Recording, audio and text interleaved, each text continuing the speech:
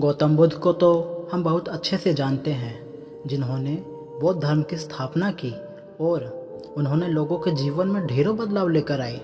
यह कहानी भी उनके बचपन की है, जब वह छोटे थे और उनको गौतम बुद्ध के नाम से नहीं बल्कि सिद्धार्थ के नाम से जाना जाता था।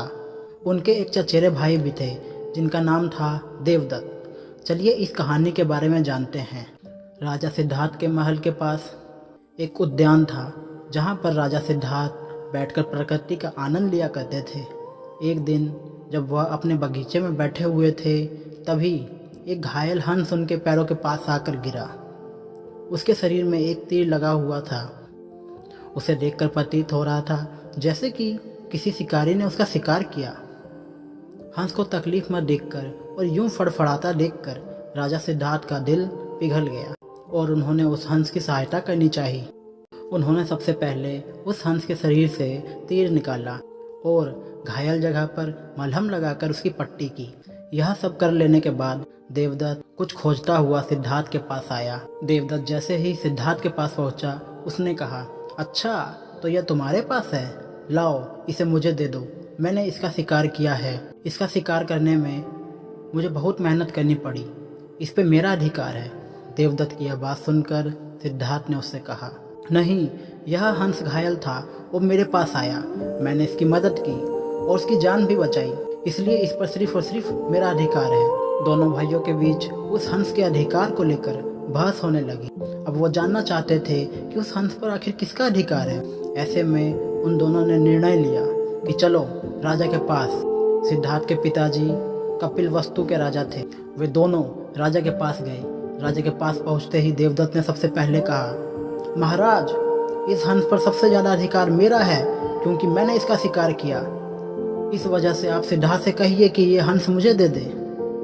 जैसे ही देवदत्त की पूरी बात हुई, तब राजा ने दोनों को शांत किया और फिर उनसे पूछा कि बताओ क्या है पूरी कहानी। ऐसे में सिद्धार्थ ने राजा को बात बताई और उनसे बोला, पिताजी, बात यह है कि इस हंस का शिकार देवदत्त ने किया था, लेकिन यह घायल हंस मेरे कदमों पे आके गिरा। इसे घायल देख के मैंने इसका इलाज किया, इसको ठीक किया। अब आप ही बताइए कि इस हंस पर आखिर सबसे ज्यादा अधिकार किसका है। राजा ने इस मामले पर अच्छे से विचार किया। विचार कर लेने के बाद उन्होंने सभा में एक बात कही, मारने वाले से ज्यादा अधिकार बचाने वाले का होता है। इसलिए इस हंस पर अधिकार सिद्धार्थ का है, क्योंकि उसने उस हंस को मारा नहीं बल्कि उसको घायल देख के उसका इलाज किया और उसकी जान बचाई। राजा के ऐसा कह लेने के बाद देवदत्त को बात अच्छे से समझ में आ गई। वह भी जान चुका था कि मारने वाले से ज्यादा बचाने वाले का अधिकार होता है। इस कहानी से हमें समझ में आता है कि मारने वाले से बचाने वाले का अधिकार हमेशा बड़ा होता है। इसलिए हमें भी दूसरों की मदद करनी चाहिए और परेशान लोगों की सहायता करनी चाहिए। ऐसा करने से हम अपने आसपास के समाज को अच्छा और बेहतर बना सकते हैं। एक अच्छा समाज ही अच्छे देश की पहचान होती है।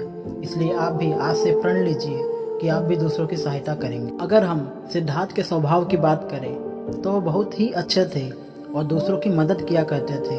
उन्होंने हंस को तकलीफ में देखा तो उसकी तुरंत मदद करी। अगर हम देवदत्त की बात करें तो वह लड़ाकू बालक था, जिसमें सब्र की कमी थी। देवदत्त बस इतना ही जानता था, मारने वाले का अधिकार ज़्यादा होता है। वह जीवों को मारने में संकोच नहीं करता था, जो कि बहुत गलत था। और सिद्धार्थ बिल्कुल विपरीत, जिनको बाद में गौतम बुद्ध के नाम से जाना गया। तो आज की वीडियो आपको कैसी लगी कमेंट बॉक्स में ज़रूर बताएं, और अगर आपको हमारी वीडियो पसंद आए तो लाइक करें और हमारे चैनल को सब्सक्राइब करें। धन्यवाद।